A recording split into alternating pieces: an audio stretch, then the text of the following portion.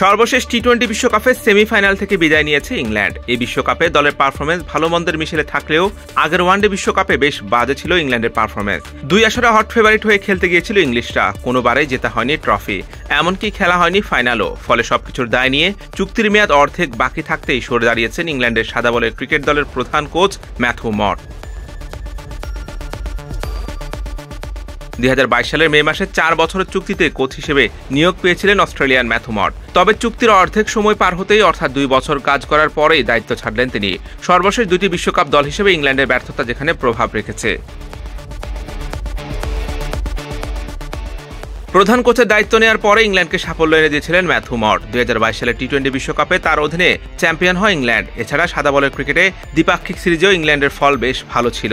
তবে মুদ্রার উল্টো পিঠটাও দেখেছেন তিনি। 2023 ওয়ানডে বিশ্বকাপে ভারতের মাটিতে নাস্তানাবুদ হয়েছিল ইংলিশরা। ডিফেন্ডিং চ্যাম্পিয়ন হয়ে খেলতে গিয়ে 9 ম্যাচের মধ্যে জিতেছে কেবল 3 ম্যাচে। বিশ্বকাপ শেষ করেছে 7ম হয়ে। সর্বশেষ 2024 টি-20 বিশ্বকাপে সেমিফাইনালে খেলেছে মটের ইংল্যান্ড। যদিও গ্রুপ পর্ব পার হওয়া নিয়ে কিছুটা শঙ্কা জেগেছিল, তবে সব সমীকরণ মিলিয়ে সুপার 8-এ যায় ইংল্যান্ড। সেখানে ভালো করে চলে যায় সেমিতেও। সেমিফাইনালে ইংল্যান্ডকে গুড়িয়ে দেয় ভারত। শেষমেশ ফাইনাল জিতে ট্রফিটাও জিতেছিল ভারত।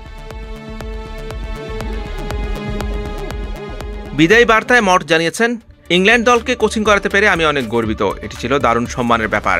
গত 2 বছরের সাফল্যের জন্য আমরা নিজেদের সবকিছু ঢেলে দিয়েছি। আমি এই সময় দলের এমন পারফরমেন্সের প্রদর্শনীতে অনেক গর্বিত, যেখানে 2022 সালে দারুণ একটি টি-20 বিশ্বকাপের শিরোপাও জয় রয়েছে। আপাতত অন্তর্বর্তীকালীন প্রধান কোচের দায়িত্ব দেওয়া হয়েছে সহকারী কোচ মার্কাস ট্রেসকোচিককে। তবে পূর্ণ মেয়াদে প্রধান কোচের খোঁজ ইতোমধ্যে শুরু করে দিয়েছে ইসিবি। সাবেক অধিনায়ক ইয়ান মর্গানের নাম আলোচনায় আসলেও কিছুদিন আগেই মর্গান এখনই প্রধান কোচের দায়িত্ব নিতে আপত্তি জানিয়েছেন। তার মতে তিনি এখনও এই দায়িত্বের জন্য প্রস্তুত নন। সর্বশেষ টি-20 বিশ্বকাপে ইংল্যান্ডের কোচিং কনসালট্যান্টের দায়িত্ব পালন করা অ্যান্ড্রু ফ্লিনটফের নামও অনেক আগে থেকে আছে আলোচনায়। আফগানিস্তানের হয়ে দারুণ সফল কোচ জনাথন ট্রটের চুক্তি চলতি বছরের ডিসেম্বরে শেষ হবে। ফ্রাঞ্চাইজি টুর্নামেন্ট অ্যাসে টি-20 দল প্রিটোরিয়া ক্যাপিটালসের দায়িত্ব ইতিমধ্যে নিয়ে রেখেছেন ট্রট। তবে 1 মাসে সেই টুর্নামেন্ট শেষ হলে পূর্ণ মেয়াদে ইংল্যান্ডের কোচ হতে বাধা নেই ট্রটের। Hussain Arman, BD quick time.